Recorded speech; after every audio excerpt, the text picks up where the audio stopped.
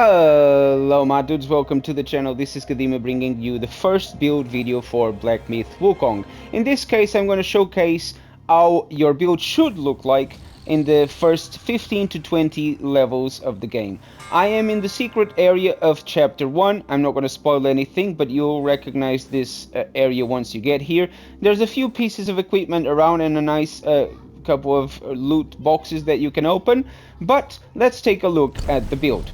I have just defeated the Serpent boss, which you might be familiar with. I am currently level 16, and I've just crafted the Twin Serpent's staff. And as you can see, the description says moderately increases the damage of light attack combo finishers. The effect is massively enhanced when fighting on water. So if you are fighting in water, this will be enhanced. But for now, it just really matters that this is the highest attack staff you can get at this stage. If you have the deluxe edition, you can go with the bronze cloud staff if you prefer. The critical hit chance of 2% will with this build give you up to 5%, but I would rather have 4 more attack on each attack instead, and also the increased light attack combo finisher damage. Now I recommend that the spirit you use is the Wandering Writ. At this particular moment in time, you take quite a lot of damage, and this has an equipped effect that considerably increases defense, which does increase by 20, as you can see when I swap on the right side of the screen, minus 20, so this gives an extra 20 defense, which at this stage, it's the difference between having 40 and 60 defense, so I strongly recommend using this. Also, the attack of this thing does a significant amount of damage. If you plan it well enough, you won't miss it, and you will do a chunk of damage to your bosses. Now, let's take a look at the rest of the equipment. I am using the equipment, the Pilgrim's set, if you want to call it, which allows using the gourd while sprinting.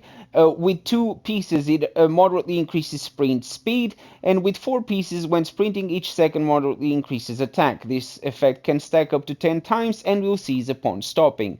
This means that, as you can see, I'm stopped, nothing is happening, but the moment I start sprinting, the staff will start growing red. And the more you sprint, the more you will be charging that effect. Now, with one perk that you can unlock, and I'm going to show you right in a minute, you can basically do this while charging your heavy attacks. And you can go up to all the way to 2 levels of focus. Meaning that if you have this for long enough, by the time you release, this will do a tremendous amount of damage. And this is basically the playstyle that the build should be focusing on. Run around, charge your heavies, and then just release and do a tremendous amount of damage. Also, you can instead run around, charge your heavies, and then just land a nice running attack, and then start initiating varied combos. But let's take a look at the stats and how they should look as of now. Let's start on the right side of the screen. On the transformation, as you can see, I have no points invested. As of right now, I don't think it's a priority. A priority definitely is to have at least 4 points in Immobilize, so you can have these 2 passive abilities, which you will unlock at level 15.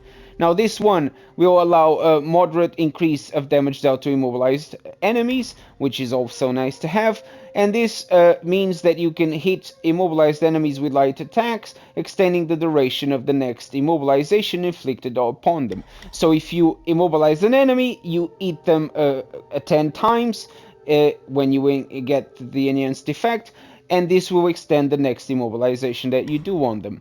But the easy prey is also something you want to have, which increases the damage done, the distance you can cover with light attack starters, and this one is the Evanescence, which will extend the immobilization duration and the increased damage onto the enemies if you immobilize them at the moment that they attack. So this is quite a nice thing to keep in mind as well. For staff stances, I recommend having at least these 3 points so you can unlock the second focus point. So the first one will give you a slight increased health recovery on consuming focus points, which you will do by first gaining focus and then doing heavy attacks. This one is the one I was talking about. Enables sprinting while charging. This is a must-have for this build. And the resolute counterflow is something that I strongly recommend you have. This will allow you to do resolute strikes and see through enemies, and when you see through an enemy with the resolute strike, you will get them staggered more easily. So you really want to use these abilities. On the stamina, I only recommend having these two so you can unlock the deft evasion, which makes initial dodge more agile and flexible, and you need to dodge a lot, especially at this stage where you take quite a lot of damage. But on the martial arts, I recommend having all skills available except for this one. If you want to use this one, it's also nice to have, but this costs 2 spark points, and at this level, level 15 to 20, not entirely sure this is a priority. But this is how the build should look. In terms of the transformation, as I said, I've got nothing here, but if you want to invest in this later on, it's entirely up to you. But let me showcase against this boss how the build works. This is the one from the secret area, as I just said. I'm going to skip so I don't spoil too much. So, as you're going to see, I'm charging.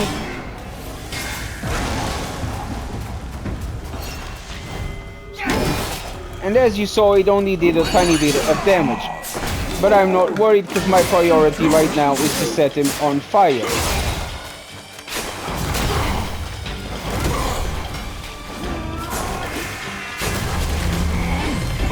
And there you go, massive chunk of damage, and he's gonna be on fire now. Another massive chunk of damage with the jumping attack. Now that he's down, headbutt.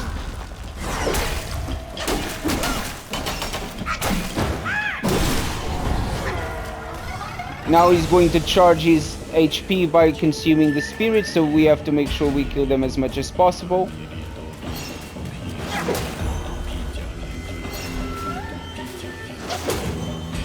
You only need to hit them once, so that's a good thing.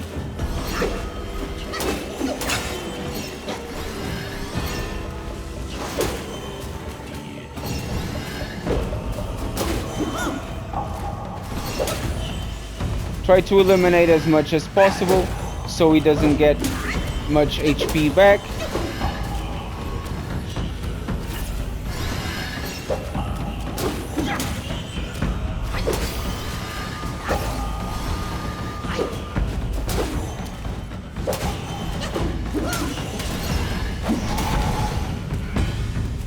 Now that he's down, time for some damage. Resolute strike. Nice chunk.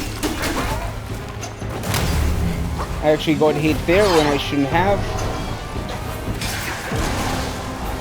Managed to dodge that one.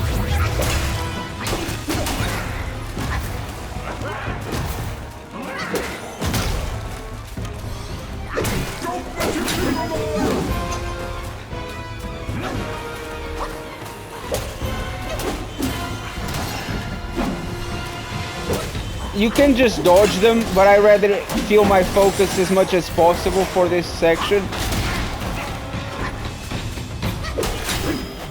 Resolute strike. Stay away and replenish my stamina. He actually nearly got me, so gotta be a little bit careful here.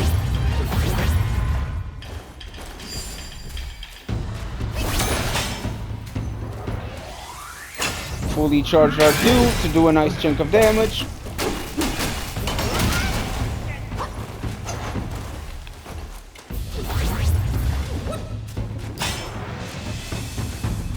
Fully charged, run around to field. Unfortunately, he had to go with his charged attack, so we have to be careful. Don't want to be hit by that. That does a tremendous amount of damage, but there you go. Nice chunk of damage, as you just saw, with a running attack.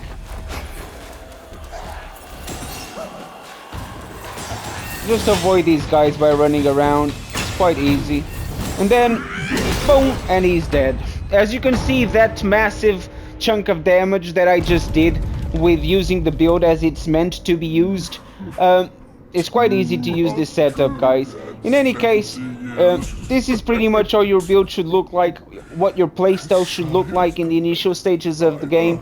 It's the easiest way to go at this until you reach this boss. And as you progress until at least chapter 2, you can go with this tactic. It works every time, especially against bosses. If you time your running attacks and you charge them enough, you will do chunks of damage, you will stagger them, and you'll be good to go, and it will make your life much easier. If you are new to the channel, please consider leaving a like, subscribing, it helps us along the way, and I hope I'll see you guys in the next one. Thank you all for watching. Cheerio!